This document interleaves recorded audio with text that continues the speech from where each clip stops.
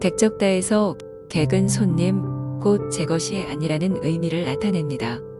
또한 뒤에 붙은 적다는 많지 않다는 뜻이 아니라 스럽다는 뜻을 가지고 있는 말입니다. 그러므로 이 말은 나와 아무 상관도 없는 날의 일 같다는 뜻입니다. 어떤 말이나 행동이 쓸데없고 실속이 없을 때 그것을 나무라는 뜻으로 쓰는 말입니다. 내 일이 아닌 남의 일이나 남의 말을 하게 되니 그 일은 자연히 쓸데없고 실없을 수밖에 없을 것입니다. 홍길동이 어찌되었든 그게 너랑 무슨 상관이냐? 그런 객적은 소리 하지 말고 어서 심부름이나 좀 다녀와라. 이렇게 훌륭한 신부감을 코앞에 두고 객적게 먼 데서 찾으려고 애를 쓰는 거냐? 거덜. 조선시대의 착하구나. 가마나 말을 맡아보는 관청인 이제 시복시에서 말을 맡아보던 하인을 가리키는 말입니다. 천천히.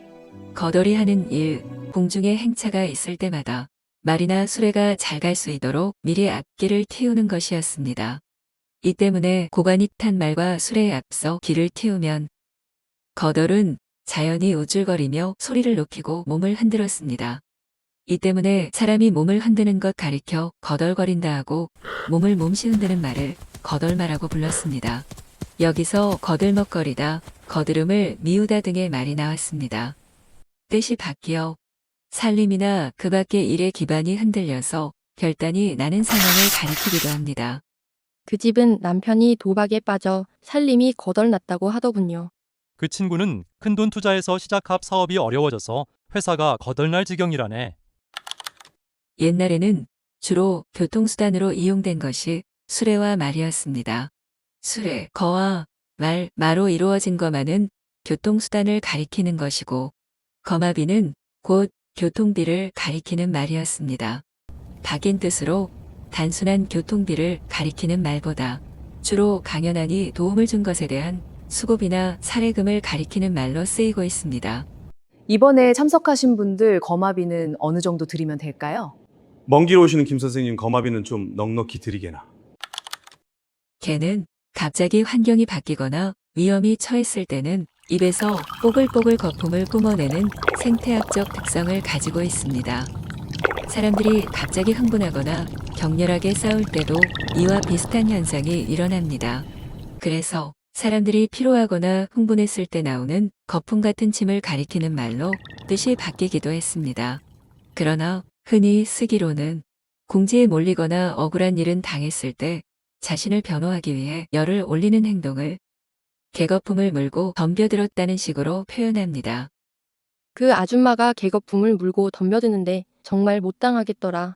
좀 전에 그 아이가 넘어지면서 개거품을 흘리는 거 보니까 뇌전증인 것 같던데. 경치다. 경은 조선시대에 행해졌던 형벌의 하나로서 자자를 가리키는 말입니다. 자자란 고대 중국에서부터 행해졌던 형벌의 하나로 얼굴이나 팔뚝에 살을 따고 흠을 내어 먹물로 죄명을 찍어 넣은 것을 말합니다. 우리나라에서는 조선 영조 때까지 행해졌습니다. 경을 친다는 것은 곧 도둑이 관아에 끌려가서 경이란 형벌을 받는 것을 가리키는 말입니다. 오늘날에는 호되게 꼬중을 듣거나 심한 벌을 받는 것을 이르는 말로 바뀐 뜻이 널리 쓰입니다. 어제 아버지 몰래 담배 피우다 들켜서 경친 거 있지. 너희 이놈! 다시 한번 이런 짓 하면 호대에 경칠 줄 알아라! 곁의 본디 형태는 겨지였는데 이는 겨드랑이를 가리키는 옛말입니다. 겨드랑이가 몸통과 팔 사이인 것처럼 아주 가까이 있는 것을 곁에 있다고 하였습니다. 처음에는 겨드랑이만은 가리키던 말이 차차 가까이 이웃한이란 뜻을 가진 곁으로 변한 것입니다. 바뀐 뜻은 어떤 사물에 가까이 또는 옆에 있다는 뜻입니다. 곁에 있다는 말이 겨드랑이 겉에 있다는 뜻이었다니 참 재미있네요.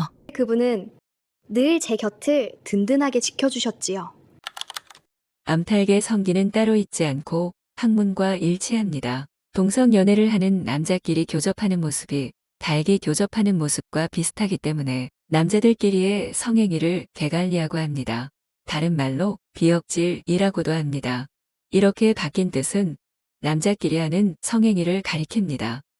감옥처럼 오래도록 여성을 만날 수 없는 곳에서는 개간이 벌어지기도 하겠네. 배관을 반대하는 가장 중요한 이유는 에이즈에 감염될 확률이 높기 때문이지.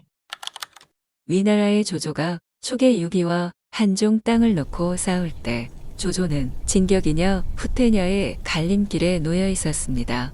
그때 장수 하나가 내일의 거취를 묻고자 조조를 찾아가니 그는 다만 계륵하고 한마디만 던질 뿐 더 이상 말이 없었습니다. 장수가 그 말의 뜻을 몰라 망료들에게 물으니 양수가 대답하기를 내일은 철수 명령이 있을 것이니 준비를 하라고 했습니다. 모두들 그의 해석을 의아하게 여기자 양수가 이렇게 말했습니다.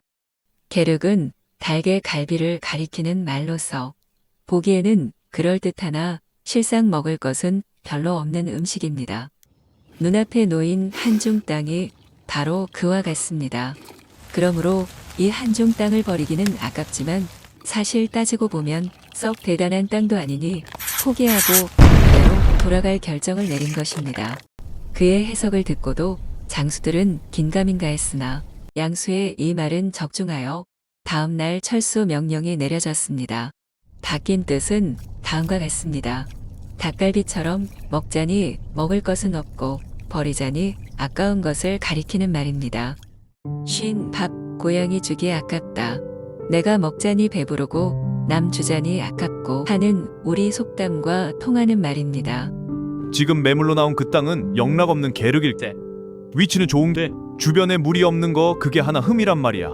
그 사람 내치자니 아깝고 데리고 있자니 신경 쓰여서 어찌해야 좋을지 모르겠네. 계륵이란 말이 꼭 그 사람을 두고 한 말 같단 말이야.